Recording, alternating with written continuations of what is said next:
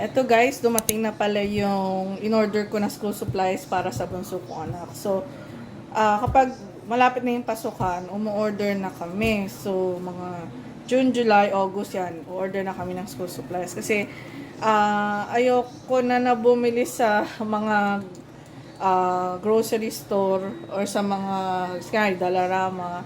Kasi hassle, kasi hindi mo malaman kung minsan hindi available, minsan hindi mo naman makita kung nasaan. So, ang ginagawa ko, order na lang ako sa school ng school supplies nila. So, eto na, dumating na yung order. So, pakita ko sa inyo, okay? Ayan. So, eto na yung box. So, school start.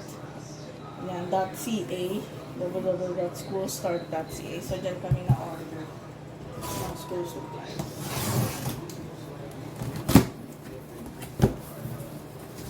Sira na yung box. Sira. So, ito. Nasa bag na siya. Bigat.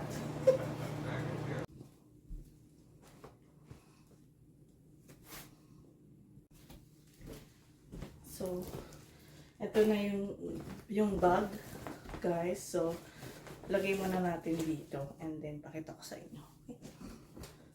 Ito yung resibo. Ayan. Thank you. Tapos, may kasama na tong mga pangalan. Sticker, yung sticker na pwede nyo idikit sa mga gamit nila. So, ayan, may kasamang pencil case. Tapos, yung pencil case, may kasama siyang stick glue, sharpener, eraser. So, tapos yung mga Sharpie, pentel pen. Sa Pilipinas lang natin dito, pentel pen, diba? Tsaka mga ball pen. Ito yung ball pen. Ito yata parang fine liner, pilot.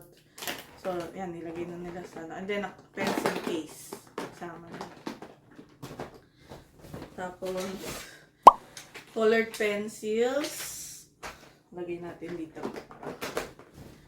Calculator. Tapos, ito. Ruler. Case ng pencil. Number 12.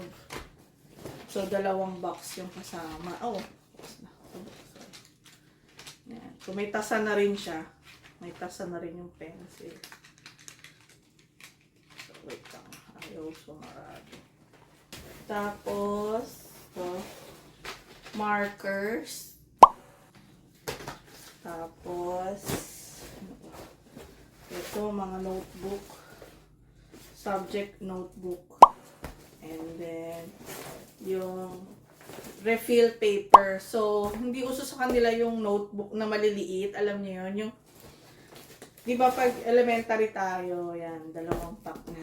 Di ba pag elementary tayo, yung 10 yung subject mo or basta mga 8, 9, 10 subjects. So, isusulat mo yung pangalan ng ano, di ba? Kunyari, Filipino, English, Math, Science, di ba? So, dito, hindi ganun. Ilalagay nila sa line paper yung ginagamit nila. Tapos, ilalagay nila sa binder. Yun yung dito. So, yan, may kasama na rin scissor. Ito yung, subject divider. So, ito yung gagamitin nila. Ilalagay nila sa binder nila. So, kada subject different. So, yan, math, science, yung orange, yellow, yung nila, French. Diba? So, yan. And then, there's another, dalawang subject notebook kagaya ng kanina. Tapos, meron silang mga ganitong folders. So, dalawa lang. And then, ito yung binder. Kasama na yung binder. Ito. So, ito yung binder na gagamitin nila. Ilalagay nila dito yung mga line paper at saka yung subject divider. So, at may kasama na rin glue. Bukod sa stick glue, mayroong liquid naman. So, yan, lahat magkakasama. So, hindi na ako kailangan mamili sa dahil pinadeliver ko na lang sa bahay. So, kapag may natira dito, ginagawa ko, iniipon ko lang na iniipon. Tapos Kasi once na nag-high school na yung bunso kong anak, hindi na kami o-order. Hindi na kami o-order online.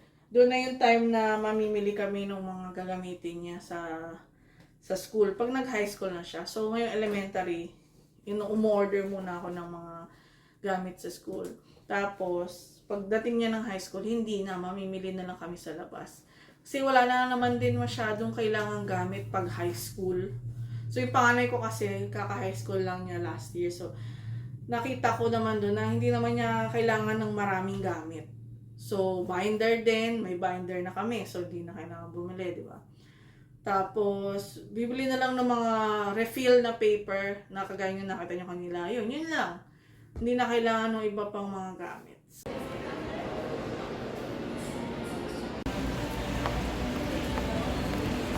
Hello guys! Nagdumaan muna kami sa mall kasi napaga yung punta namin. So, iwan muna namin yung pagkain namin sa kotse kasi bawal sa pool. It's 11:25. So, we'll walk from the car dun sa swimming pool. Doon sa recreation center. We need to... Oh, wait a minute. Crosswalk. Wait. Lakad. I think we can go in here.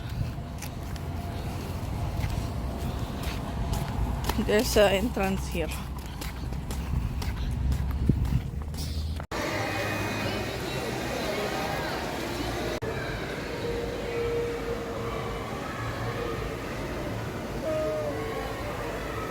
Tignan nyo guys, so nahahati yung clouds. Sa kabilang side walang clouds.